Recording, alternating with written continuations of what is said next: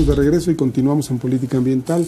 De acuerdo con el último índice de sustentabilidad del Consejo Mundial de Energía, México se encuentra en el sitio 75 de 129 países evaluados en lo que respecta a la mitigación al impacto ambiental de las emisiones del sector energético. Esto se atribuye a que México todavía genera 4/5 partes de su electricidad quemando combustibles fósiles, lo que nos coloca solo por debajo de países altamente consumidores de electricidad como los Estados Unidos y el Reino Unido, o de grandes productores de petróleo como Qatar y Noruega. ¿Qué hay de los estudios de evaluación en México? En nuestro país, la evaluación del impacto ambiental ha tenido una evolución en su forma de desarrollo y cuantificación que ha estado asociada a la propia evolución de la legislación ambiental y de las instituciones ambientales nacionales y locales encargadas de su instrumentación.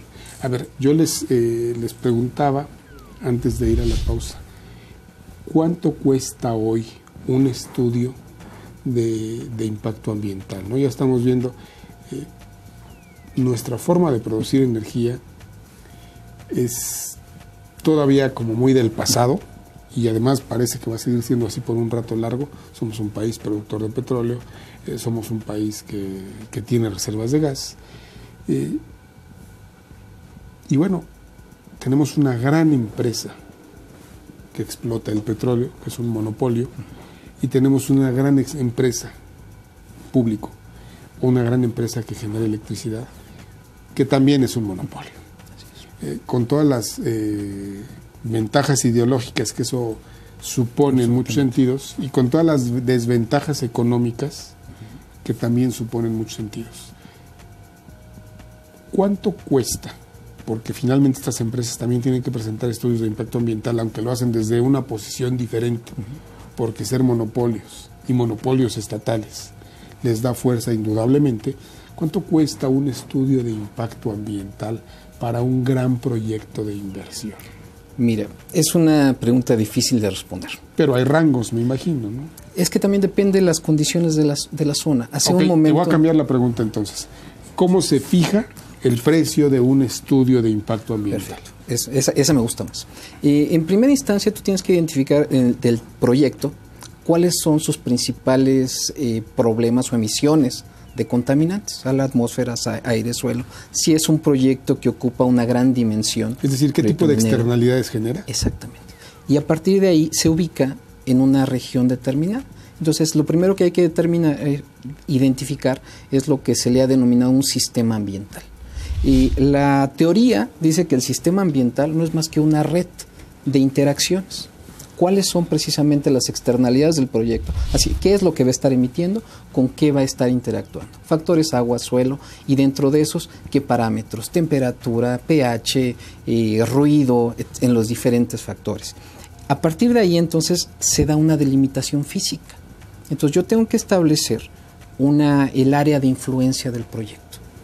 Tradicionalmente en los proyectos, digamos, grandes, lo que se hace es utilizar microcuencas hidrológicas, hidrográficas, ¿sí? Y entonces a partir de ahí ya se da el contexto. Si yo voy a utilizar una superficie determinada, tengo que saber cómo va a estar afectando, qué interacción tiene con su área de influencia. Y a partir de ahí entonces ya empiezo a meter a los especialistas. Nosotros hemos tenido proyectos en los que hemos integrado hasta 60 especialistas diferentes. Biólogos que saben solamente de aves, que saben solamente de reptiles, biólogos que saben solamente de mamíferos, además los que saben solamente de murciélagos, más los que van a estudiar vegetación. No es lo mismo un bosque de niebla que un matorral árido, ¿no? Xerófilo.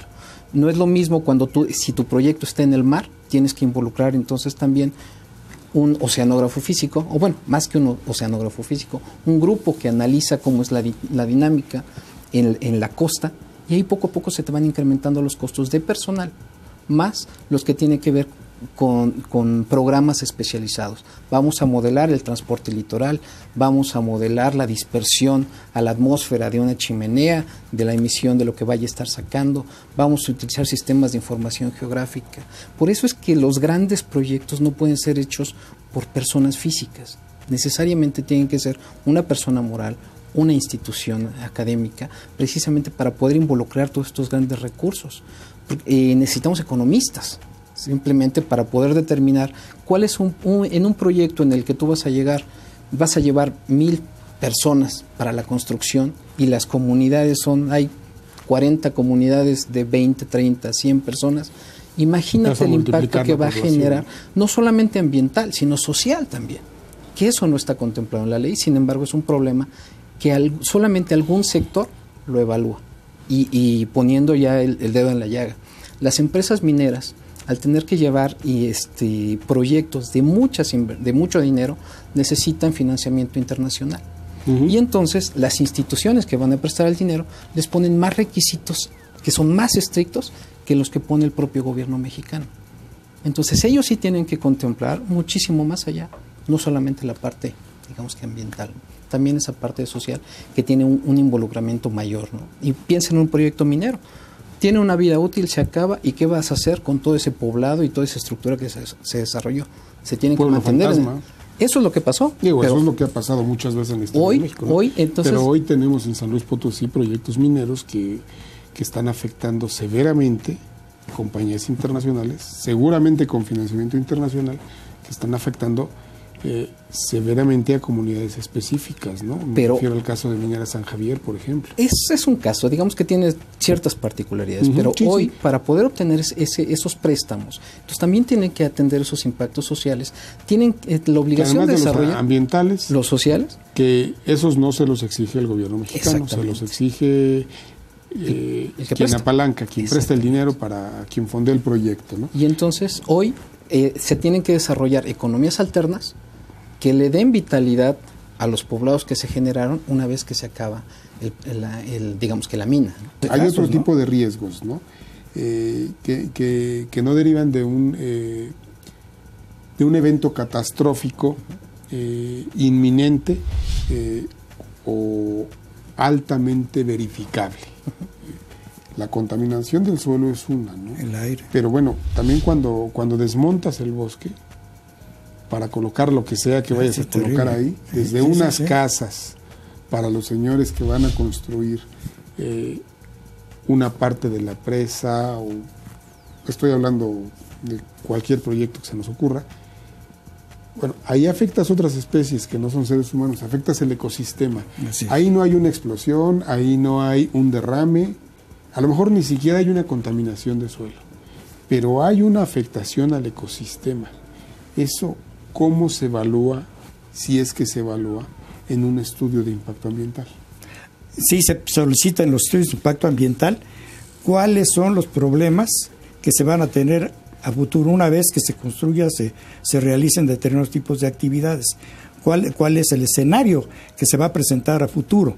O sea, no nada más es también la actividad, sino qué pudiera o qué riesgos pudiese tener ya dichas actividades.